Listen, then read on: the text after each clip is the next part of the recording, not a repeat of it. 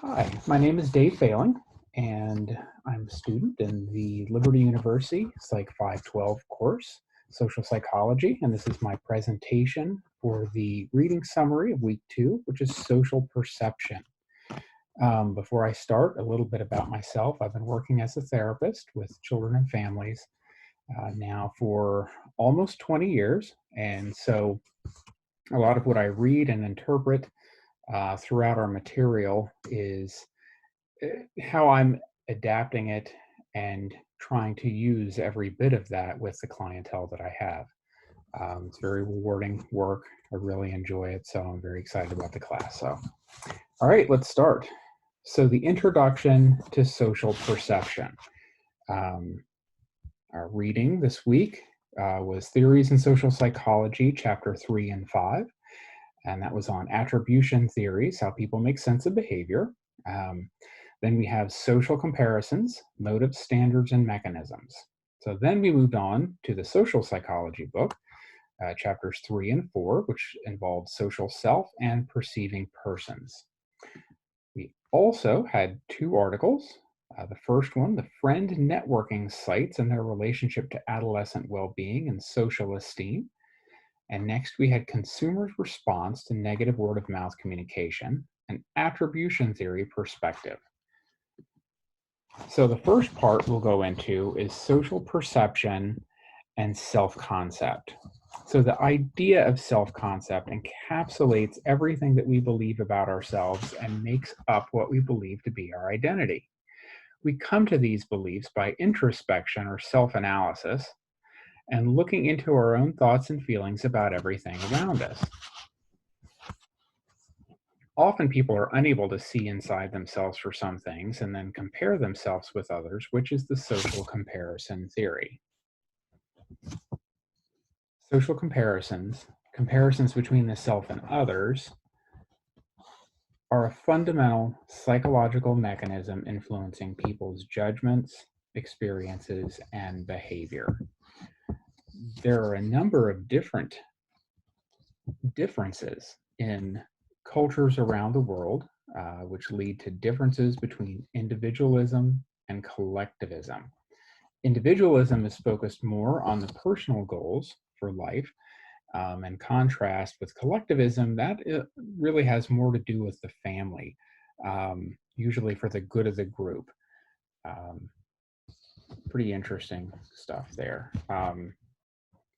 We develop a number of processes, such as self-regulation and the capacity to control our behavior and feelings to meet a goal or self-enhancement or the better than average effect. This is where people are more likely to see themselves as better than average when it comes to personal traits that are important. So next we come to self-esteem and strategic self-preservation.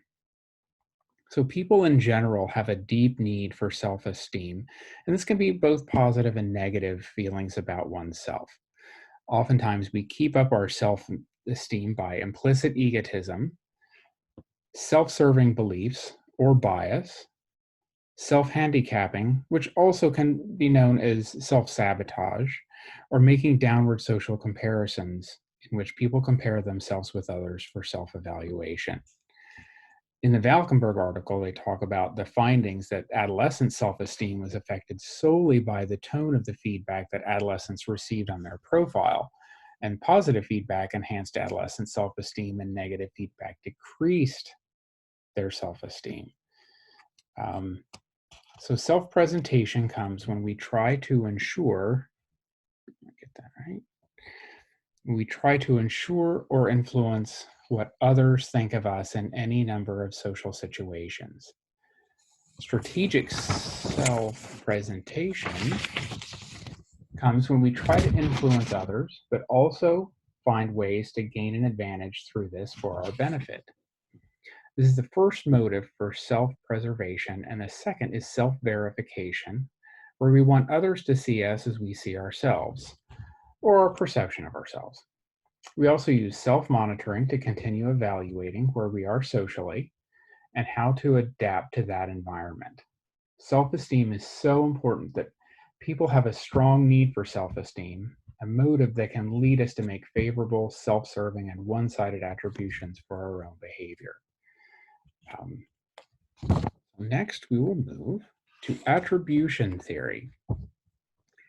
So one of the biggest parts of social perception is attribution, which is described as theories that we utilize to explain the causes of behavior.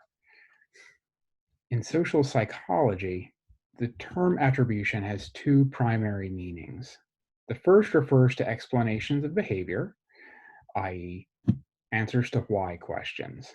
The second refers to inferences or ascriptions, inferring traits from behavior, ascribing blame to a person. When we observe others' behavior, we process or analyze it and use this information to come up with their motivation for their actions. Attributions can be either personal, and that comes from internal sources such as a trait or a feeling or moods. Also can be situational or external factors, meaning they come from outside the person through work, luck, or an outside action.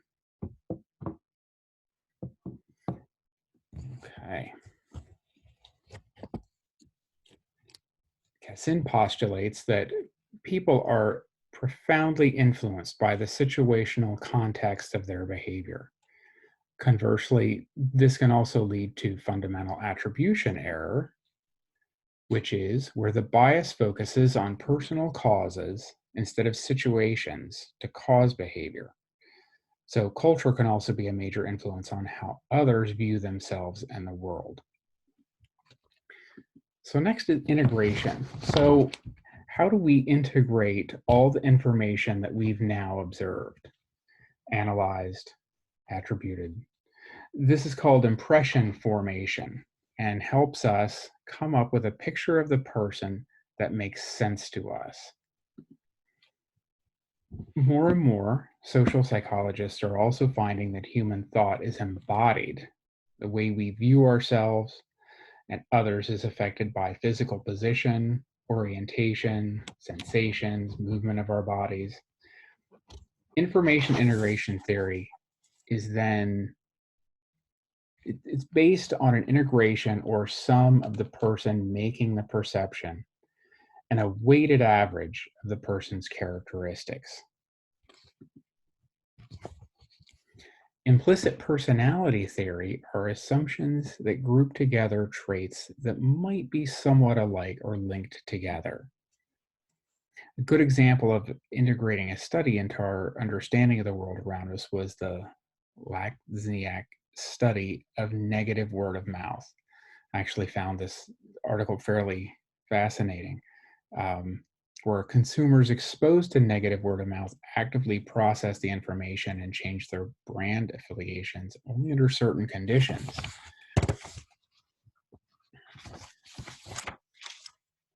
And he also notes that consumers have the ability to deflect negative word of mouth away from the brand, which basically means that they can definitely move things on their own accord. They don't just take the normal direction. So next we have confirmation. Confirmation bias is when we have now confirmed our idea of people's motivations. We then begin to find ways to continue that confirmation with what we now believe. And we often even continue to have these beliefs even after they might be discounted or disproved, which is called belief perseverance. Another concern with confirmation is that a person can self-sabotage or create a self-fulfilling prophecy. This is where one begins acting or behaving in ways that confirm their expectation. Often these are lower expectations and can be a product of low self-esteem. I actually see this quite a bit in my own work as a therapist, where especially I'll work with like children and adolescents, and they won't be making a lot of progress on the goals that even they might have come up with. And then as you get to know them and you spend more time with them and begin to go deeper with what's going on with them, what are the issues in their life, and what their history has been, oftentimes somewhat with trauma. And then you find out that they're actually like setting up roadblocks for themselves to stop themselves. and it's clear, once you get to know them, that they have these deep negative beliefs about themselves, and it can come from anywhere, whether it's parents or the environment or that they're growing up in or anything. And oftentimes they set up these roadblocks so they cannot succeed. Even our textbook writes, Kassin, on a more personal level, the self-fulfilling prophecy is a process that can have particularly sad and ironic effects on people who are insecure about their social relationships. So that is pretty interesting. So here's the last piece. I'll leave the question up here, but for understanding social perception, I really began thinking about, okay, how am I going to ask questions about this? What do I really want to know, and what really is going to help me in growing in my craft, growing in myself as well, and helping the clients around. So here's the first question. As a creation of God in his own image, how do we integrate many of the secular views we have read and throughout this week? I said today, but throughout this week, because there's a lot of things that don't necessarily take this factor in. And secondly, how then do I begin to use this information with my clients who often struggle with significant issues of low self-esteem and overall poor sense of self? And really, how do I integrate this into my job, and with my clients? How do I bring all of this together? So those were my questions, um, and I hope we can get some good discussion going with that. So thanks for everything. All right.